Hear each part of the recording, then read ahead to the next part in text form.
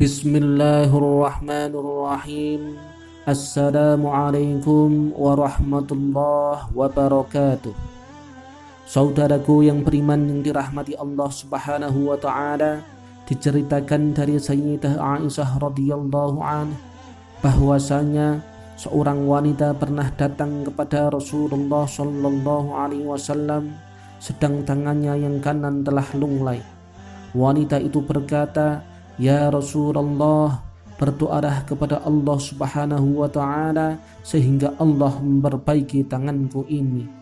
Maka Rasulullah sallallahu alaihi wasallam pun bertanya kepada wanita tersebut, "Apa yang telah menyebabkan tanganmu lunglai wahai wanita?"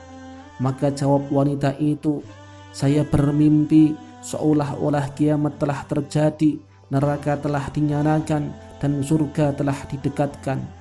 Tiba-tiba saya lihat ibuku berada di dalam neraka jahanam, sedang tangannya memegang sepotong lilin dan tangannya yang lain memegang sarik kain yang kecil. Dengan kedua benda itu, ibuku melindungi dirinya dari api."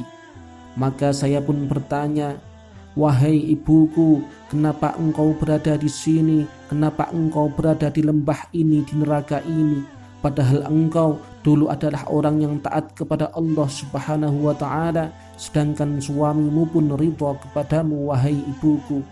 Maka jawab ibuku, "Hai putriku, semasa di dunia aku adalah wanita yang bakhil, dan ini adalah tempat bagi orang-orang yang bakhil."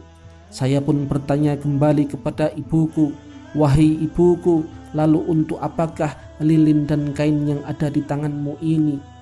Ibuku pun menjawab, "Kedua benda inilah yang pernah aku sedekahkan di dunia, dan hanya kedua benda inilah yang pernah saya sedekahkan sepanjang hidupku." Lalu saya bertanya, "Lalu di manakah ayahku, wahai ibuku?" Dia pun menjawab, "Dia adalah laki-laki yang dermawan, ia berada di tempat orang-orang yang dermawan." Kemudian aku pun datang ke surga, dan ternyata ayahku berdiri di telaga Nabi memberi minum kepada orang-orang. Maka saya berkata, "Wahai ayahku, sesungguhnya ibuku adalah istrimu yang taat kepada Allah Subhanahu wa ta'ala, dan engkau pun ridha kepadanya. Sekarang ibuku berada dalam neraka jahanam terbakar, sedangkan engkau memberi minum kepada orang-orang dari telaga Nabi. Maka berilah ia seteguk dari telaga ini." Kemudian jawab ayahku, "Wahai putriku, Allah telah mengharamkan telaga Nabi ini atas orang-orang yang bakhil dan orang-orang yang durhaka kepada Allah Subhanahu wa ta'ala." Kemudian aku pun mengambil segelas dari telaga itu tanpa seizin ayahku, lalu aku berikan kepada ibuku yang kehausan.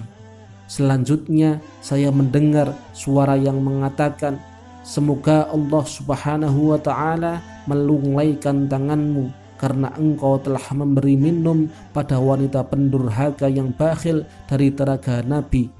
Dan aku pun terjaga, namun ternyata tanganku benar-benar telah lunglai.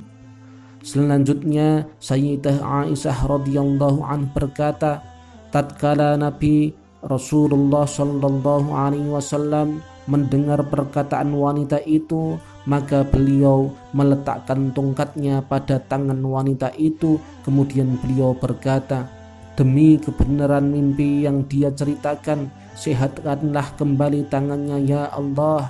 Maka tangan itu pun menjadi sehat kembali dan menjadi seperti sedia kala.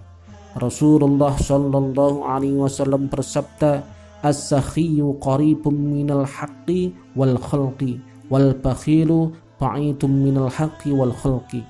Orang-orang dermawan itu dekat dengan Allah Subhanahu wa ta'ala dan makhluknya, dan orang-orang yang bakhil itu jauh dari Allah Subhanahu wa taala dan makhluknya. Demikian pula Rasulullah sallallahu alaihi wasallam bersabda, al-bakhilu la yadkhulul jannah walau kana zahidan. Orang bakhil itu takkan masuk surga sekalipun dia adalah orang yang zahid.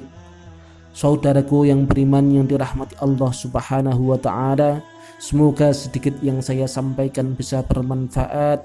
Demikian, wassalamualaikum warahmatullahi wabarakatuh.